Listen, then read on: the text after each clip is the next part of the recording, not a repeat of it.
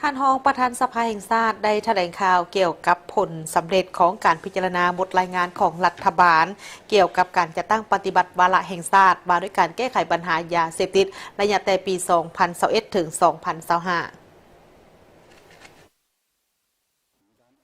วันที่ 14 พฤศจิกายน 2025 ท่านสุวรรณ เลื้องบุญมี รองประธานสภาแห่งชาติได้แถลงข่าวบทรายงานของรัฐบาลเกี่ยวกับการจัดตั้งปฏิบัติวาระแห่งชาติว่าด้วยการแก้ไขปัญหายาเสพติดระยะ 5 ปี 2021 ถึง 2025 ว่า6 แผนเวียกจุดสุมของวาระแห่งชาติที่ได้กำหนดไว้แม้นได้รับการจัดตั้งปฏิบัติอย่างต่อเนื่องและมีผลสำเร็จในระดับที่ดีพอสมควรอันที่พ้นเด่นก็แม้นได้เฮ็ดให้ประชาชนบรรดาเผ่าในทั่วประเทศมีสติสูงต่อกับการเคารพกฎหมายเพิ่มความรู้ต่อกับผลร้ายของยาเสพติดและประกอบส่วนเข้าในการแก้ไขปัญหายาเสพติดอย่างกว้างขวางกฎหมายและบรรดานิติกรรมได้รับใช้การเคลื่อนไหวเวียกงานได้รับการสร้างและปรับปรุงอย่างเป็นระบบ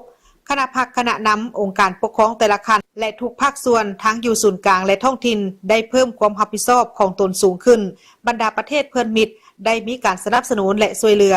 ผู้ติดยาเสพติดผู้ถูกเคาะให้จำนวนหลายแม้นได้รับการนำไปบำบัดปิ่นปัวกลับคืนเป็นพลเมืองที่ดีของสังคมเจ้าหน้าที่สามารถแก้ไขคดียาเสพติดได้ถึง 21,300 เรื่องจับผู้ถูกหาได้ 31,200 กว่าคนหญิง 3,200 กว่าคนในนั้นคนต่างประเทศ 938 คนหญิง 85 คนยึดวัตถุเครื่องของกลางคดีเป็นยาเสพติดประเภทต่างๆวัตถุอุปกรณ์และพาหนะได้จำนวนหลายได้ทำลายแหล่งปลูกแหล่งผลิตแหล่งสุกเสื่องยาเสพติดและควบคุมสกัดกั้นการสมไส้พืชที่เป็นสารเสพติดเช่นใบกระท่อมสารระเหยเสพติดปุ่มเป้าอัดแก๊สยาสูบไฟฟ้าสารเสพติดชนิดใหม่เช่นคอลลาเจนผสมสิ่งเสพติดสิ่งที่สำคัญแม้นสามารถแก้ไขนอแหนงความบ่สงบความบ่เป็นระเบียบเรียบร้อยในสังคม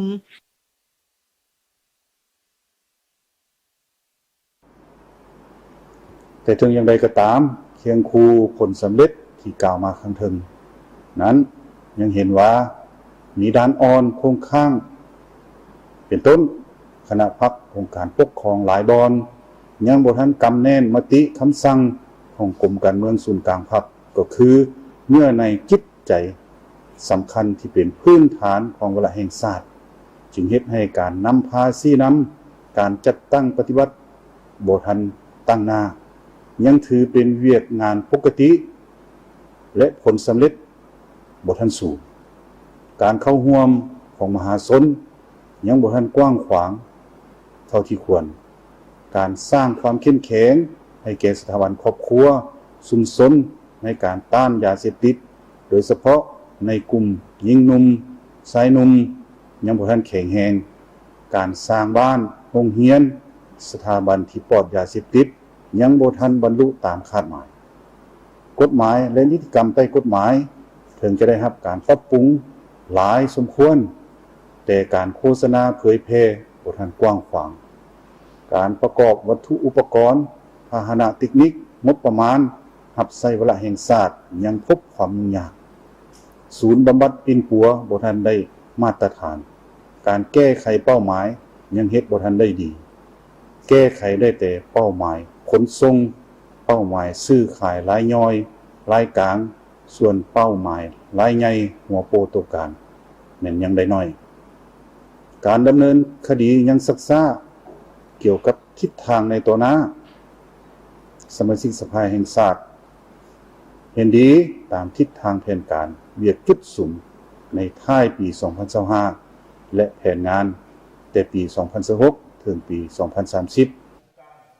ทิศทางในต่อหน้าสมาชิกสภาแห่งชาติเห็นดีตามทิศทางแผนการเวียกงานจุดสุมในท้ายปี 2025 และแผนงานแต่ปี 2026 ถึง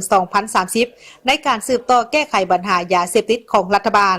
แต่สมาชิกสภาแห่งชาติเสนอรัฐบาลค้นคว้าตืมและเอาใจใส่จัดตั้งปฏิบัติบางเวียกงานสืบต่อเขตเวียกงานในการโฆษณาศึกษาอบรมสร้างความรู้ความเข้าใจต่อกับผลร้ายของยาเสพติดและเผยแพร่ระเบียบกฎหมายสร้างสติเคารพและปฏิบัติกฎหมายให้ทั่วสังคมอย่างแข็งแรงด้วยหลายคู่การวิธีการโดยเน้นใส่การจัดตั้งรากฐานบ้านสำนักงานองค์การกลุ่มกองโรงเรียน หัวหน่วยธุรกิจและสถาบันครอบครัวเป็นเจ้าการดำเนินการแก้ไขอย่างจริงจังสร้างและปรับปรุงนิติกรรมใต้กฎหมายเกี่ยวพันถึงการสกัดกั้นปราบปรามยาเสพติดให้ครบถ้วนหัดกุม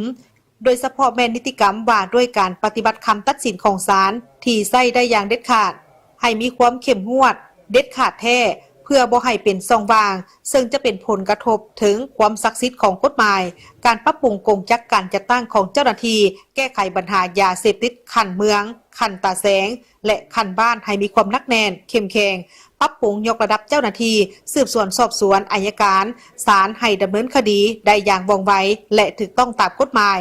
ปฏิบัติอย่างเข้มงวดตาม3หลักการเด็ดขาดโปร่งใสและหันเป็นมืออาชีพของเจ้าหน้าที่ในการแก้ไขปัญหายาเสพติดให้มีประสิทธิภาพประสิทธิผลสูงโปร่งใสและเปิดเผยต่อสังคมสืบต่อแก้ไขปัญหาความแออัดของสถานที่คุ้มขังศูนย์บำบัดปีนปัวประกอบวัตถุอุปกรณ์ยาปีนปัวที่จำเป็นจัดตั้งฝึกอบรมวิชาชีพประกอบเวียกเหตุงานทำให้แก่นักโทษผู้ที่ถูกหาให้ได้มีการออกแห่งงานสร้างหลายหับยกสูงชีวิตการเป็นอยู่และได้รับการปิ่นปัวในเวลาที่เจ็บเป็นเพิ่มทวีการพัวพันร่วมมือสากลและภาคพื้นในการแก้ไขยาเสพติดโดยเฉพาะก็เป็นบรรดาประเทศที่มีสายแดนติดจอดกับสาธารณรัฐประชาธิปไตยปากีสถานลาวหรือประเทศคู่เจรจาคู่ร่วมมือตามกลไกที่มีอย่างแข็งแรงและเป็นเจ้าการ